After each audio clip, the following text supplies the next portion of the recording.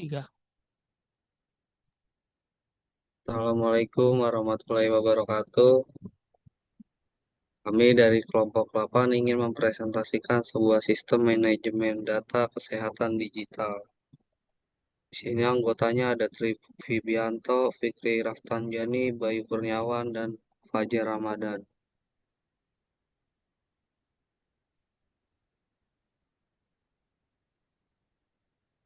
Ringkasan proyek. Inti dari proyek ini adalah menciptakan sebuah sistem yang bisa jadi super tools untuk mengelola data kesehatan secara digital. Fokus kami data pasien, rekam medis, dan jadwal dokter. Semuanya kami buat efisien dan terintegrasi. Jadi tidak ada lagi data yang tercecer, semuanya online dan real time. Sistem ini menjamin akses cepat, aman, dan terstruktur untuk semua pengguna, baik itu tenaga medis maupun pasien. Sistem ini dirancang untuk menjadi pendukung utama pengambilan keputusan kesehatan yang berbasis data yang akurat dan real time. Selanjutnya,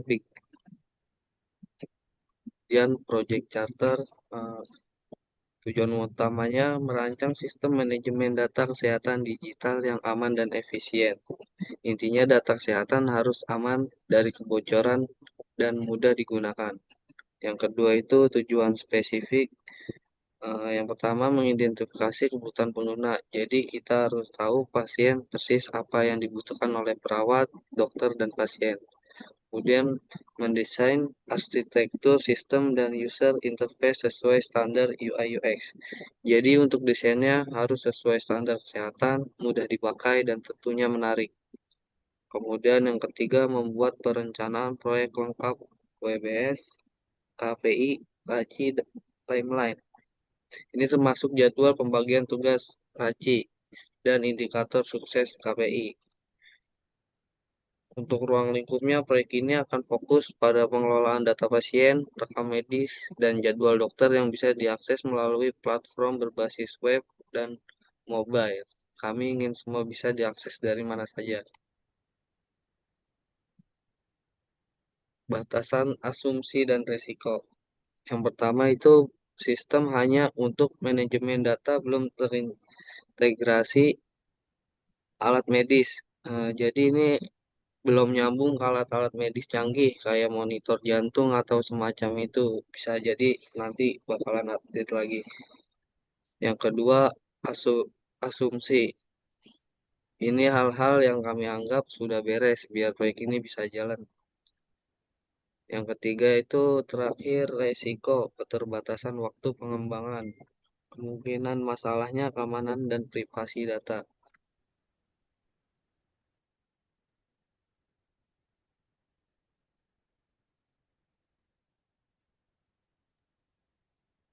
Oke, selanjutnya saya yaitu work breakdown struktur atau biasa disingkat WBS. Yang pertama itu inisiasi proyek.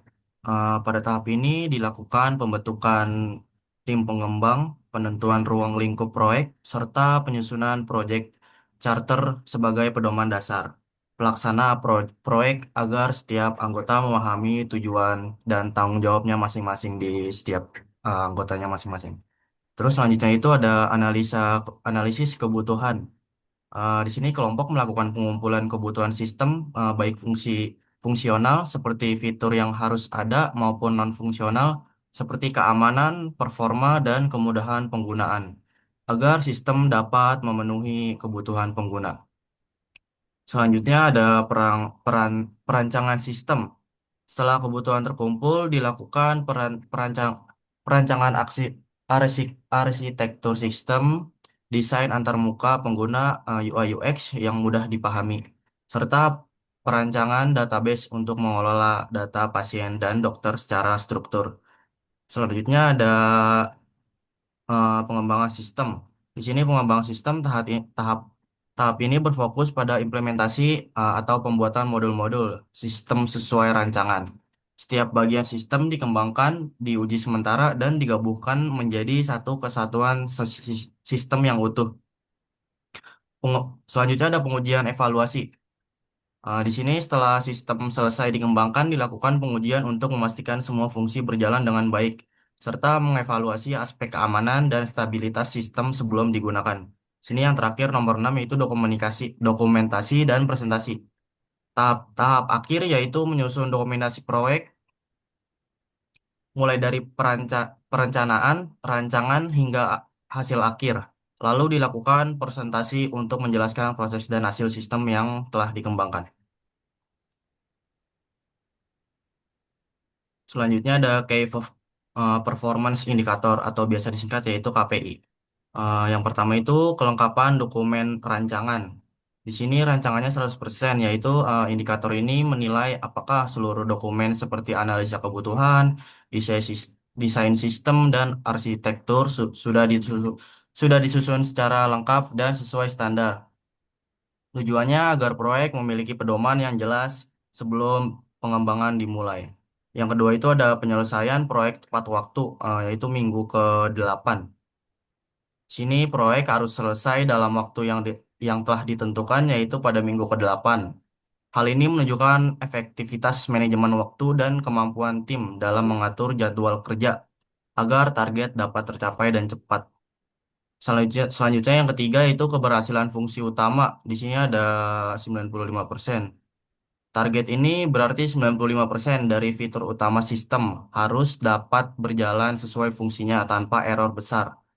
Indikator ini mengukur keberhasilan sistem dan memenuhi kebutuhan pengguna secara fungsional. Selanjutnya yang keempat itu ada keamanan dan akurasi data. Di sini ada 90%. Di sini sistem harus mampu menjaga kerahasiaan data pasien dan dokter, serta memastikan keakuratan data yang diinput dan ditampilkan. Ini penting juga untuk menjaga kepercayaan pengguna terhadap sistem. Selanjutnya yang terakhir itu kepuasan pengguna. Di sini ada 90% juga. Di sini tingkat kepuasan pengguna diukur dari kemudahan penggunaan, tampilan antarmuka, dan kecepatan sistem. Semakin tinggi nilainya, maka semakin baik sistem dalam memenuhi kebutuhan dan harapan pengguna. Di sini ada timeline Gantt chart. Yang pertama itu minggu pertama. Minggu pertama itu kita pembentukan tim dan identifikasi kebutuhan.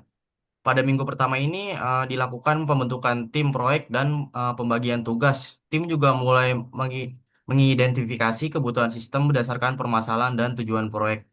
Selanjutnya minggu kedua sampai minggu ketiga yaitu analisa kebutuhan dan desain sistem. Selama 2 minggu ini tim menganalisis kebutuhan fungsional dan non-fungsional secara detail. Setelah itu dilakukan perancangan sistem mencakup arsitektur, antarmuka, pengguna UI UX, serta struktur database. Yang ketiga itu minggu keempat sampai minggu keenam, pengembangan modul utama.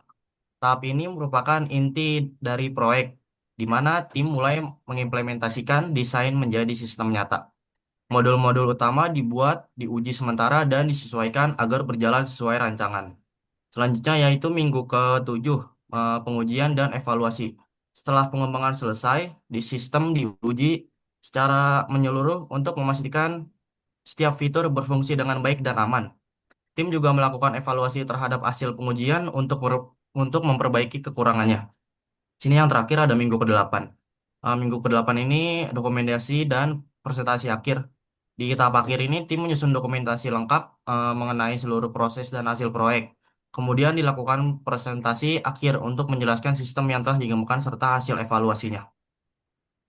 Selanjutnya dibacakan oleh Fikri.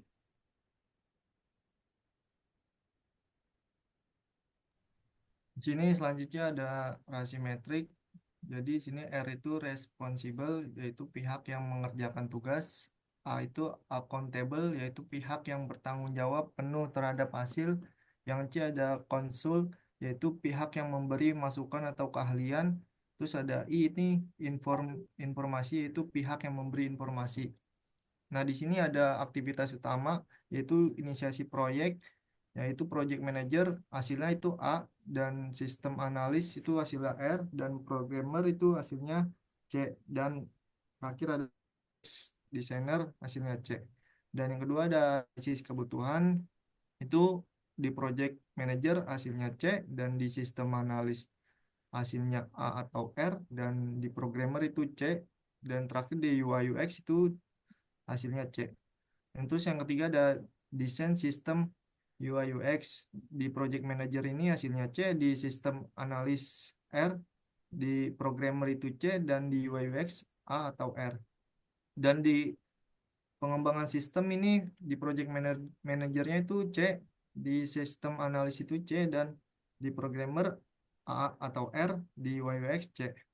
Di pengujian dan evaluasi ini project manajernya itu hasilnya C, di sistem analis itu hasilnya C, di programmer R, dan di UI UX itu C.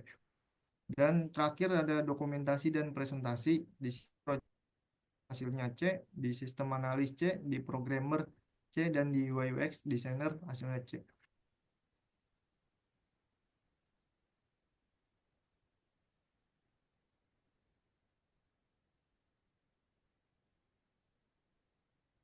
Nah, selanjutnya di sini ada manajemen perubahan atau model ADKAR, yaitu awareness atau memahami pentingnya sistem manajemen data kesehatan.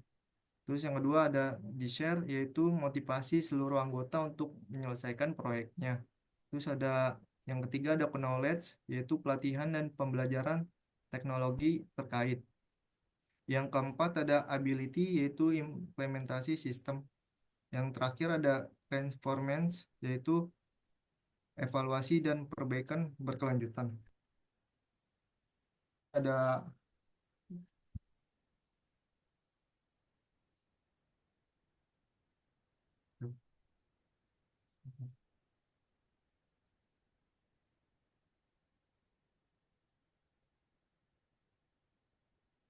Nah, di sini ada desain UI UX dari sistem manajemen, bentuk kasarannya kita play aja.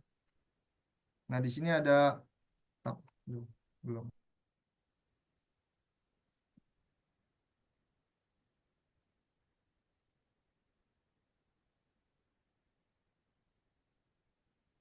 Nah, di sini ada tampilan halaman user login. Jadi kita masukkan aja user loginnya. Di sini user loginnya Bian123. Nah, kita masukkan passwordnya. Passwordnya itu admin1234567. Terus kita login. Nah, di login ini ada dashboard. Dashboard itu isinya ada jumlah pasien, nomor antrian, selanjutnya waktu tunggu rata-rata, sama daftar janji tamu dan aktivitas pengguna 30 terakhir. Selanjutnya akan dilanjutkan oleh Trivi Wianto. Oke, selanjutnya tadi di dashboard ya, Pi. Iya, dashboard. Nah, selanjutnya kita ke jadwal pemeriksaan. Nah, di sini ada jadwal pemeriksaan, data list data pasien dan jadwal pemeriksaan. Nah, di sini juga ada beberapa pasien yang dijadwalkan untuk pemeriksaan hari ini, yaitu ada Yudi Cahyo, yaitu jadwalnya hari Kamis tanggal 11 bulan 11 2025, jamnya 16.30 sampai 17.30. Lalu selanjutnya ada Irfan Cahyadi dari hari Rabu tanggal 9 bulan 11 2025 dengan jam 07.30 sampai jam 9. Lalu yang ketiga ada Teguh Cilik Senin sampai Rabu 13.00 sampai 15.00. Lalu yang terakhir ada Anggita Rahmani di hari Jumat tanggal 12 bulan 11 2025, jamnya jam 14.00 sampai dengan 15.30. Lalu di sini jadwal pemeriksaan kita ke rekam medis. Nah, di sini ada cari dan pilih pasien. Terus juga di sini ada riwayat medis pasien Yudi Cahyono. Jadi yang diperiksa untuk hari ini tuh di sini ada Yudi, tanggal lahir 17 bulan 7 tahunnya 98, dengan golongan darah O, alergi tidak ada, kondisi ironis hipertensi. Selanjutnya untuk laporan analitiknya. Nah, di sini ada laporan medis. Pasien hari ini ada 85. Lalu ada hasil lab baru dengan jumlah 12 peringatan. Yang terakhir ada janji dokter, satu update yang tentang eh, ini yang tadi Yudi Cahyono.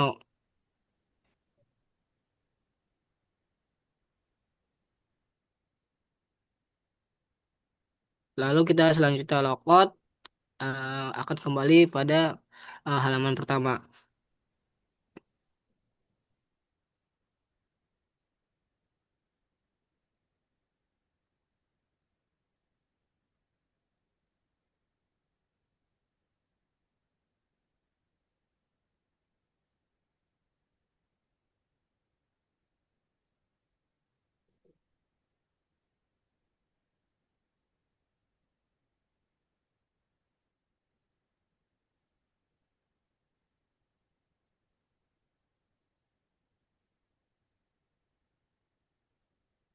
Ini desain kasaran dari kelompok 8. Begini hasilnya tentang sistem manajemen data kesehatan digital.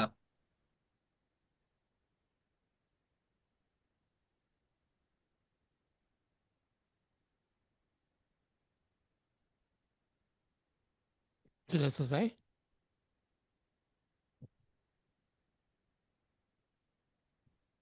Nah, di sini juga ada refleksi dan evaluasi. Yang pertama ada pantangan utama, keterbatasan waktu dan kompleksitas sistem. Jadi di sini eh, eh, ini mengacu pada kesulitan atau kendala utama yang dihadapi selama pelaksanaan proyek.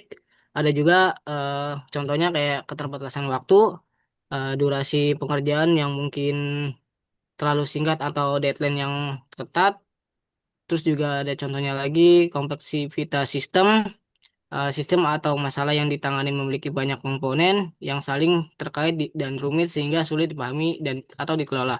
Lalu yang kedua ada pembelajaran, pentingnya kolaborasi, menjaga waktu dan dokumentasi, dan juga pelajaran berharga yang diperoleh tim atau individu dari pengalaman.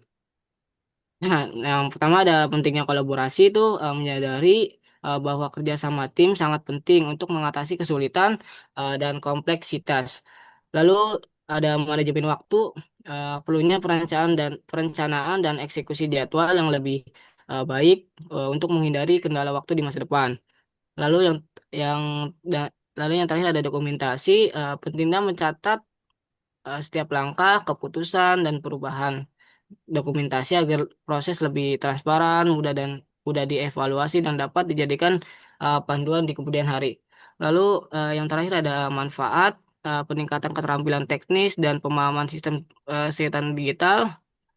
Di sini hasil positif atau nilai tambahnya ya yang dapat didapatkan setelah menyelesaikan proyek tersebut. Yang pertama ada peningkatan keterampilan teknis, yaitu eh, dalam bidang teknologi yang terkait, misalnya kayak coding, troubleshooting, atau penggunaan perangkat lunak akan menjadi lebih baik. Lalu yang kedua ada pemahaman sistem kesehatan digital, itu menunjukkan bahwa proyek tersebut mungkin berkaitan dengan pengembangan atau implementasi sistem digital di sektor kesehatan. Dan kini peserta memiliki pemahaman yang lebih mendalam tentang sistem tersebut.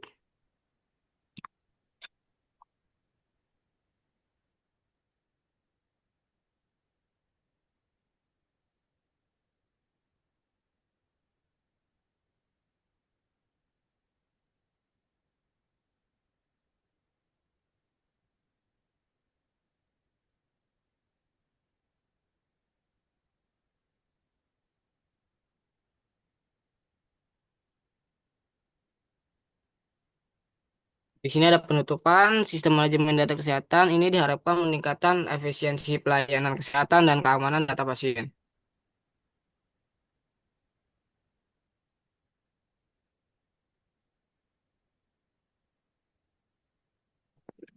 Ya, sekian presentasi dari kelompok 8, Pak.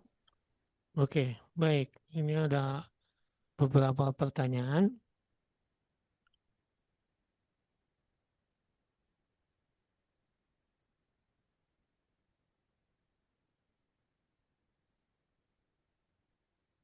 Pertanyaan pertama,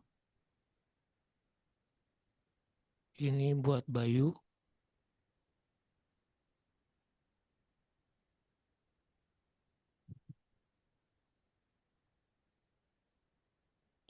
Jadi tahapan apa saja yang harus dimasukkan dalam WBS untuk mengembangkan sistem kesehatan digital yang mencakup pengelolaan data pasien, rekam medis, jadwal dokter secara terintegrasi.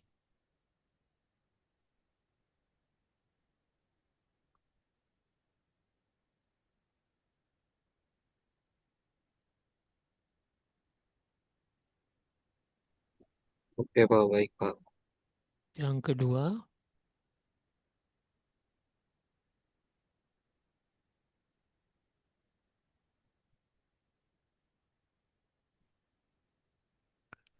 kedua, ini untuk Tri Wibianto ya. Bagaimana WBS dapat membantu memastikan integrasi antar modul data pasien, rekam medis, jadwal dokter berjalan efisien dan aman. Baik, Pak. Oke, soal yang ketiga,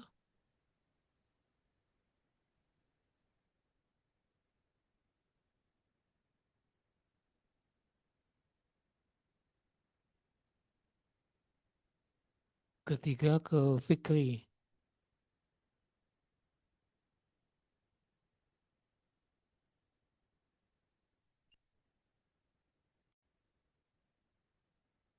Indikator kinerja yang dapat digunakan untuk mengukur keberhasilan sistem dalam mempercepat akses data pasien dan rekam medis bagi tenaga medis.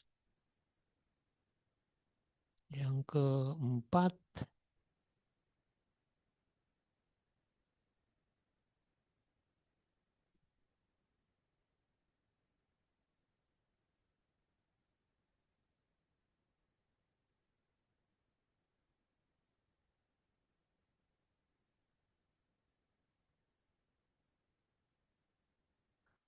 bagaimana empat Fajar ya. Bagaimana KPI dapat diterapkan untuk menilai tingkat keamanan dan keandalan sistem menjaga kerahasiaan data kesehatan pasien. Sudah ya? Sudah Itu Pak, saja ya. 4 Pak. Oke. Eh, yang buat kelompok sekarang, kelompoknya ada 2 ya.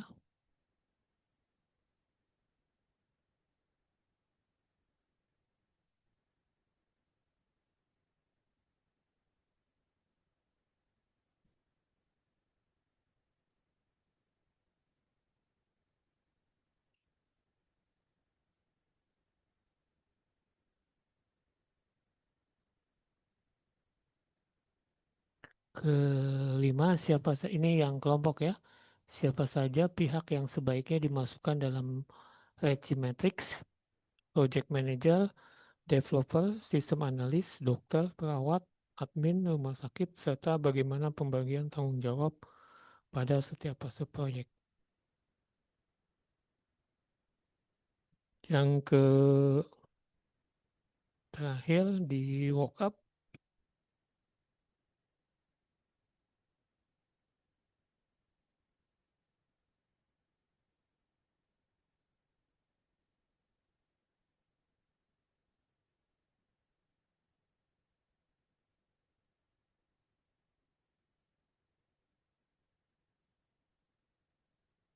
adalah komponen apa saja yang harus ditampilkan pada mockup antarmuka sistem agar tenaga medis dapat dengan mudah mengakses jadwal dokter, rekam medis pasien, dan pembaharuan data secara cepat dan aman.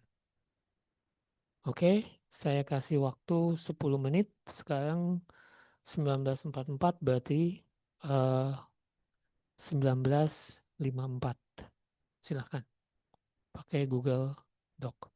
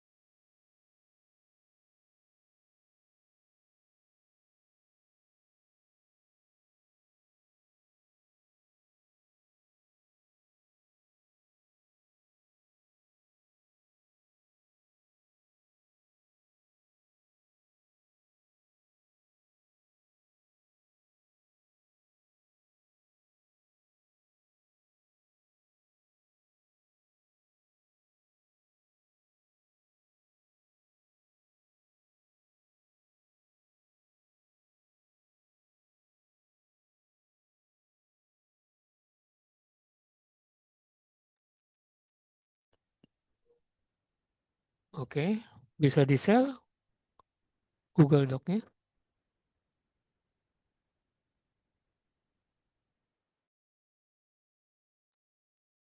Jar bisa di share screen jar.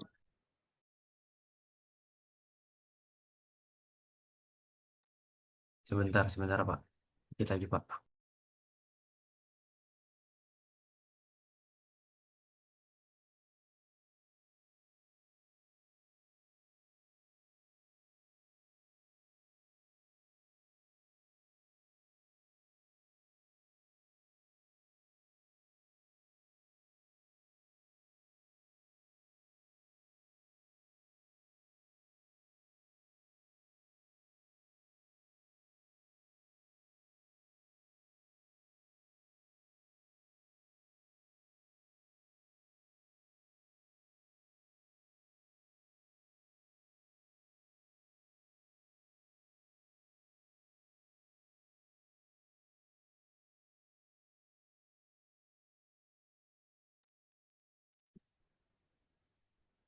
Ya, di sini kelompok kami ingin menjawab soal nomor satu terlebih dahulu, yaitu tahapan apa saja yang harus dimasukkan dalam WBS untuk mengembangkan sistem kesehatan digital yang mencakup pengelolaan data pasien, rekam medis, dan jadwal dokter secara terintegrasi. Bisa scroll ke bawah aja. Nah, yang pertama itu inisiasi proyek. Tahap ini merupakan fondasi proyek. Tujuannya adalah memastikan proyek memiliki arahan yang jelas dan dukungan yang diperlukan sebelum pekerjaan teknis dimulai. Yang pertama itu pembentukan tim untuk mengidentifikasi dan menetapkan peran dan tanggung jawab anggota tim. Yang kedua, penentuan ruang lingkup, mendefinisikan secara jelas apa yang akan dicangkup oleh sistem. Kemudian yang ketiga, penyusunan proyek charter, membuat dokumen formal yang memberi otorisasi proyek, mencakup tujuan utama dan spesifik. Selanjutnya yang kedua itu analisis kebutuhan. Tahap ini berfokus pada pemahaman mendalam mengenai apa yang dibutuhkan oleh pengguna agar sistem berhasil. Yang pertama itu kebutuhan fungsional, mendefinisikan fitur-fitur yang harus dimiliki sistem, misalnya login, input, data pasien, pencarian rekam medis, booking, jadwal dokter. Yang kedua, kebutuhan non-fungsional, mengidentifikasi persyaratan kualitas sistem seperti keamanan data, kinerja, dan keandalan sistem. Kemudian yang ketiga, pengumpulan kebutuhan dapat dilakukan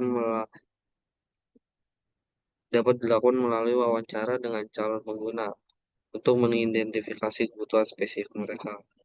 Yang ketiga, perancangan sistem. Pada tahap ini, cetak biru sistem dibuat yang akan memandu tim programmer dalam implementasi.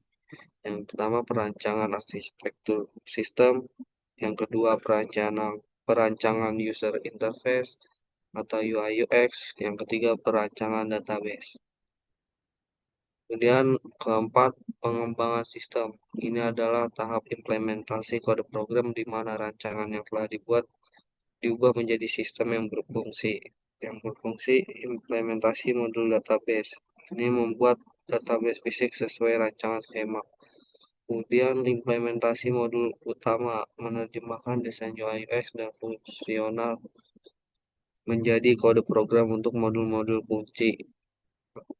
Yang ketiga, pengujian unit dan integrasi. Melakukan pengujian awal untuk memastikan setiap komponen kecil berfungsi dengan benar dan terhubung satu sama lain.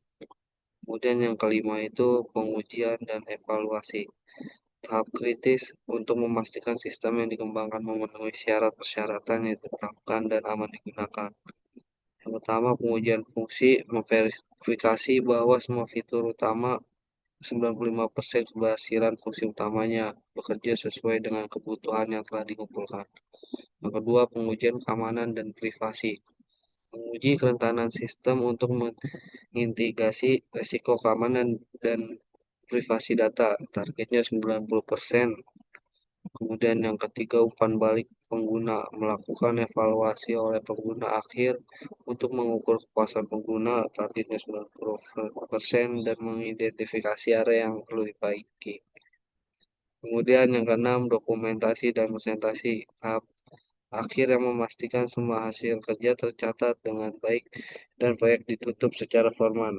Yang pertama, dokumentasi teknis, yang kedua, dokumentasi pengguna, dan yang terakhir, presentasi akhir.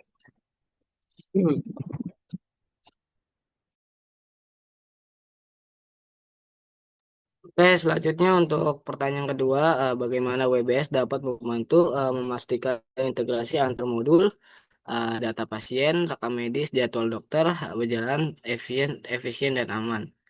Yang pertama adalah memastikan efisiensi integritas. Efisiensi dicapai melalui perencanaan yang diperinci dan menentukan hubungan antar tugas. Yang, eh, yang pertama ada perencanaan antarmuka atau interface yang jelas. WBS mendefinisikan paket kerja yang secara eksplisit membahas integrasi antar modul. Ini memaksa tim untuk merancang dan mendokumentasikan application programming interface atau API atau protokol komunikasi yang akan digunakan oleh modul-modul tersebut. Lalu yang kedua ada menetapkan ketergantungan logis. WBS memungkinkan penentuan urutan kerja yang benar. Misalnya, WBS akan menunjukkan bahwa tugas pengujian fungsional rekam medis bergantung pada tugas integrasi data pasien selesai. Ini mencegah tim bekerja secara ad, ad hoc, uh, menghindari reworks atau pengerjaan ulang, dan memastikan alur kerja berjalan secara efisien dan satu modul ke modul berikutnya. Lalu yang ketiga ada alokasi sumber daya yang tepat waktu dengan mengidentifikasi secara spesifik tugas-tugas integrasi dan estimasi waktunya, manajer proyek dapat mengalokasikan sumber daya seperti developer, spesialis back-end yang sesuai pada waktu yang dibutuhkan. Ini mencegah pemborosan waktu akibat kekurangan tenaga ahli di fase kritis integrasi. Lalu yang kedua ada memastikan keamanan integrasi, keamanan data terutama dan data sensitif pasien dijamin karena WBS mengintegrasikan pengujian keamanan sebagai bagian dari rencana proyek. Jar, bawa jar. Lalu yang pertama ada pengujian integrasi dan keamanan wajib. WBS mencakup paket kerja khusus untuk pengujian integrasi dan pengujian keamanan. Tugas-tugas ini berfokus pada verifikasi integrasi data, memastikan data pasien yang ditransfer antar modul, misalnya dari data pasien ke rekam medis adalah akurat dan konsisten. Lalu selanjutnya ada validasi protokol keamanan. Tugas dalam WBS akan memastikan bahwa data sensitif dienkripsi saat transit antar modul dan bahwa setiap titik integrasi menerapkan kontrol akses yang ketat. Ini membatasi akses hanya untuk modul yang berwenang sehingga melindungi rekam medis dari akses yang tidak sah. Lalu yang terakhir ada perencanaan audit trial. WBS dapat menyertakan langkah-langkah untuk mengembangkan dan menguji fitur audit trial di sesuai titik integrasi data. Ini memastikan bahwa setiap kali data pasien diakses, diubah, atau dipindahkan, sistem mencatatnya.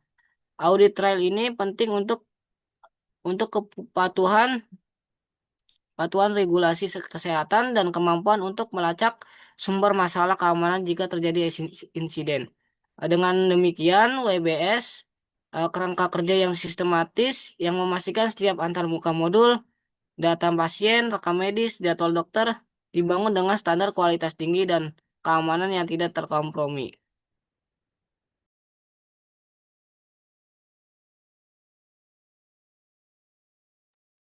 Selanjutnya di sini ada nomor 3, soalnya itu indikator kinerja apa yang dapat digunakan untuk mengukur keberhasilan sistem dalam mempercepat akses data pasien dan rekam medis bagi tenaga medis. Yang pertama itu ada waktu akses data atau data access time, yaitu mengukur rata-rata waktu yang dibutuhkan tenaga medis untuk mengakses data pasien atau rekam medis sejak permintaan data dilakukan. Dengan target ideal biasanya di bawah 2 detik. Yang kedua ada rasio keberhasilan permintaan data atau data request, yaitu persentase permintaan data yang berhasil diproses tanpa error atau kegagalan pada proses pertama, menunjukkan reliabilitas dan kelancaran akses. Yang ketiga ada Uptime System atau sistem availability, yaitu persentase waktu sistem online dan dapat digunakan oleh tenaga medis dengan target minimal 99%. Yang keempat ada frekuensi akses gagal atau failed access attempts, yaitu jumlah permintaan akses data yang gagal selama periode tertentu yang harus diminimalkan untuk menjamin pengalaman pengguna yang mulus. Yang terakhir ada ketersediaan data real time, yaitu menilai apakah data pasien dan rekam medis diperbarui dan tersedia secara langsung sesuai kebutuhan tenaga medis.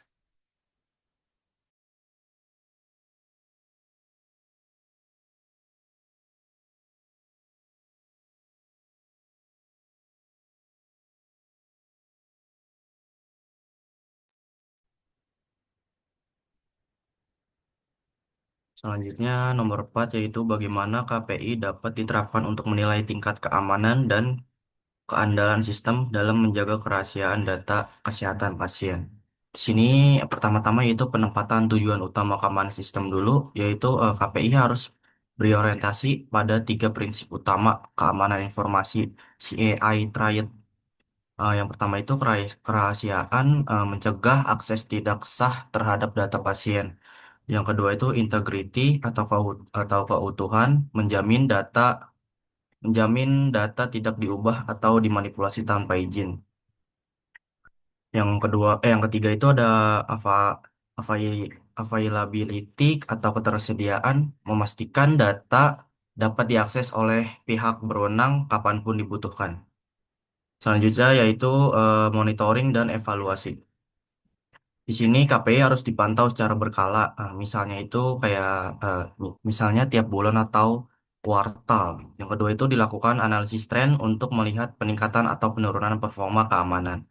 Yang ketiga itu jika nilai KPI di bawah target, tim IT perlu melakukan analisis akar masalah, root core cause analysis, dan rencana perbaikan.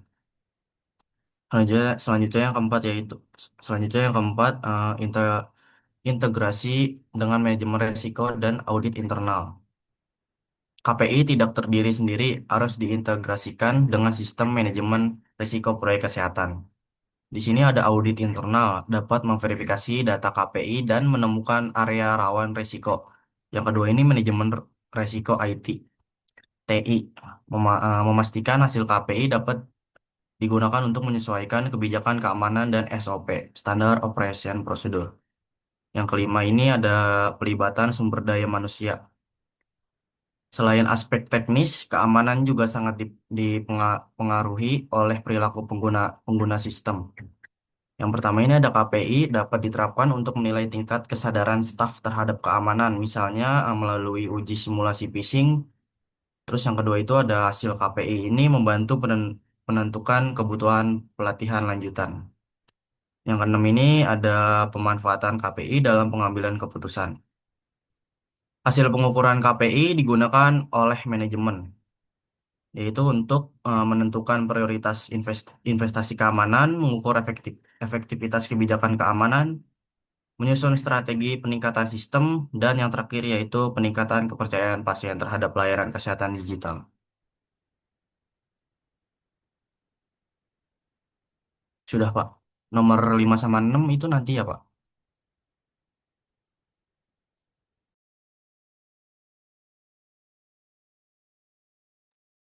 Ya, 4, 5, 6 nanti dikirim ya. Oke, baik, Pak. Itu untuk kelompok. Oke, Siap, silakan Pak. closing. Baik.